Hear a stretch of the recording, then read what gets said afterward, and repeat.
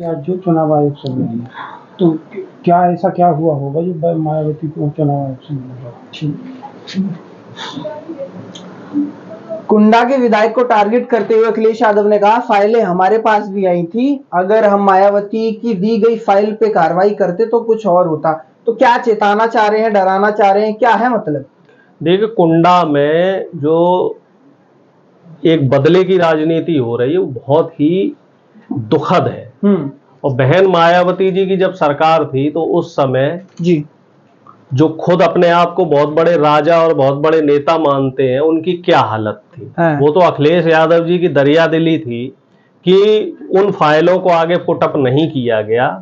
और इस तरीके से जो अब गुलशन यादव के ऊपर जो एक द्वेष भावना के तहत जो काम किया जा रहा है बीजेपी सरकार की मिली जुली, और जो साठगांठ हम कह सकते हैं, एक षड्यंत्र कह सकते हैं उसके जरिए, तो बहुत ही निराशाजनक है। आखिर कुंडा के जो राजा है वो क्या साबित करना चाह रहे हैं? क्या उन्हें चुनाव में हार का डर है? क्या उन्हें बहुजन समाज का डर है कि पिछली बार वो बहुत कम फर्क से जीत पाए थे और हो सकता है इस बार वो बड़े अंतर से हार जाएं, क्योंकि बहुजन समाज अब जागरूक हो गया है। और बहन मायावती जी ने जो उनके साथ आज तो एक तरीके से कह लो प्रेस कॉन्फ्रेंस में अखिलेश जी के काफी तीखे तेवर थे, और अखिलेश जी को उस बात का एहसास भी हुआ कि ऐसे मनवादी लोगों को छोड़ना नहीं चाहिए था। ऐसे मनवादी लोगों के फन अगर उसी समय कुचल दिए जाते तो इस तरीके से जो अभी दलितों और पिछड़ों को प्रताड़ित किया जा रहा है, गुलशन यादव जैसे नेता को जो प्रताड़ित किया जा रहा है, तो प्रताड़ना नहीं हो पाती साहब। इसमें मैं मायावती चुनाव आयोग से भी मिली है, क्या चल रहा है दिमाग में? नहीं, कुछ तो है, कुछ तो बड़ी प्लानिंग चल रही है, क्योंकि बहन जी का चुनाव आयोग से मिलना कोई ऐसी बात मत मानिए। अभी जो महाराष्ट्र के चुनाव हुए हैं और हरियाणा के चुनाव हुए, तो दोनों चुनाव में ये देखा गया है फर्जी वोटिंग हुई है, बड़े पैमाने पे फर्जी वोटिंग हुई है। और राहुल गांधी ने एक प्रेस कॉन्फ्रेंस में भी कहा है कि लगभग 29 लाख फर्जी वोट महाराष्ट्र में बनवाए गए, और वो बने हैं सिर्फ 6 महीने के फर्क में, 24 के लोकसभा चुनाव से और विधानसभा चुनाव के बीच में।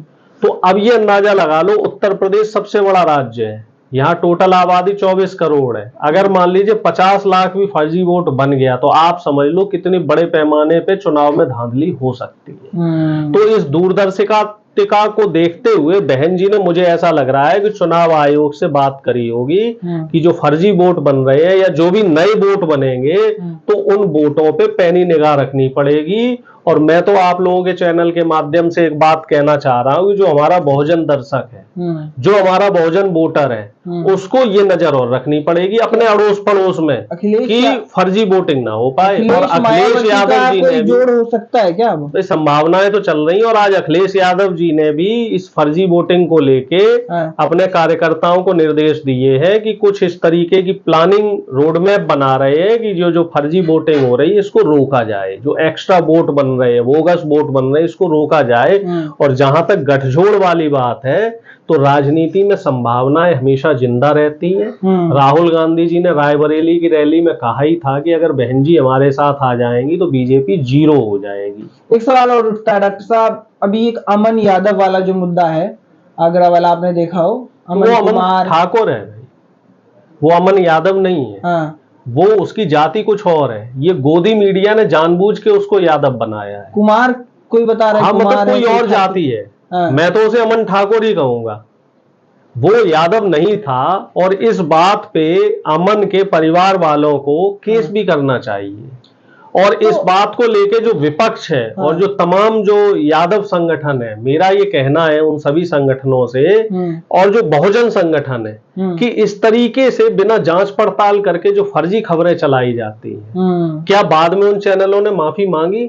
एक आपने जाति विशेष को टारगेट करके उसके खिलाफ आपने एक धारणा बना दी, और उसको बड़े धड़ल्ले से और बेशर्मी से चलाया जा रहा है। दैनिक भास्कर जैसे जो गंभीर समाचार पत्र हैं वो इस खबर को चला रहे हैं, और तमाम गोदी मीडिया के जो चैनल हैं वो कह रहे हैं यादवों का गुंडाराज, यादवों का गुंडाराज, एक यादव ने दुकान लूट ली, हत्या कर दी, ये कर दिया, वो कर दिया, जबकि वो बाद में किसी और जात का निकला। अरे कम से कम जो इन्वेस्टिगेटिंग जर्नलिज्म है वो खत्म होता जा रहा है। एक व्हाट्सएप यूनिवर्सिटी वाला जर्नलिज्म आता जा रहा है। और दूसरी बात क्या है कि एक जाति के खिलाफ उत्तर प्रदेश में खास तौर से ये घृणा का माहौल क्यों किया जा रहा है? पहले आप मुसलमानों को टारगेट करते थे, अब मुसलमानों के बाद आप यादवों को टारगेट करने लग रहे हो। इसका कारण अखिलेश यादव है क्या? निश्चित तौर पे यादव सामाजिक न्याय की लड़ाई लड़ रहा है और उत्तर प्रदेश के सबसे बड़े नेता यादव ही लड़ाई लड़ रहा है, इसलिए। और कौन लड़ रहा है? यादव को कमजोर करना चाहते हैं। बाकी सारे तो हिंदू बने बैठे हैं। अच्छा, तो इस समय यादव ही है जो हर किसी के हक हकूक के लिए लड़ रहा है। भाई किसी दलित के साथ कोई अत्याचार हो जाए तो रामजी लाल सुमन के साथ अभी देखा आपने क्या हुआ, सबसे ज्यादा उनको समर्थन करने वाले यादव मिलेंगे। इतने दलित समाज के लोग वहां नहीं पहुंचे होंगे।